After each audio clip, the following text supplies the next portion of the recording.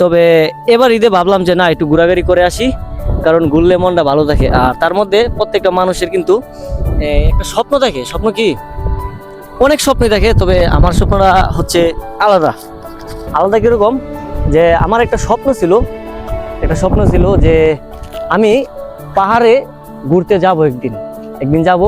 সেদিনটা হবে যেদিন আমি বিয়ে করব আমার বউকে নিয়ে, তারপর আমি পাহাড়ে ঘুরতে যাব। এর আগে আমি কখনো ঘুরতে যাব না। এখানে আরেকটা ইচ্ছা ছিল যে আমার ছেলে মেয়ে যাই হোক, মানে একদম ফুল পরিবার আসার ইচ্ছা ছিল। তবে আল্লাহ তাআলা হয়তো চাই নাই, যার জন্য এখনো ফুল পরিবার হইতে পারি নাই। তো আজকে আসছি আমি আর আমার ওয়াইফ, দুইজনে আসছি। যাক, আল্লাহর কাছে হাজার হাজার শুকরিয়া যে একটা ইচ্ছা ছিল, আশা ছিল, আল্লাহ তাআলা সেই আশাটা পূরণ করছে। এতে আল্লাহর কাছে লাখ লাখ শুকরিয়া যে আল্লাহ তাআলা, যে আমার একটা ইচ্ছা ছিল, ইচ্ছা ছিল, সেই ইচ্ছাটা আল্লাহ তাআলা আমার পূরণ করছে। আমার একটা ইচ্ছা ছিল যে আমি একদিন বিয়ে করব, আমার বউ নিয়ে আমি এই পাহাড়ে আসব। আল্লাহ তাআলা আমার সেই ইচ্ছা পূরণ করছে। এতে আমি আল্লাহর কাছে লাখ লাখ শুকরিয়া। আমার আর কোনো চাওয়ার নাই।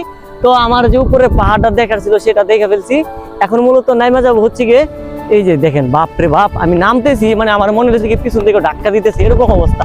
আর একটু আগে আমি দিক দিয়ে উঠবো, আমার উঠতে এতটা কষ্ট হয়েছে, মানে বলার মতন না আমার যে কতটা কষ্ট হয়েছে।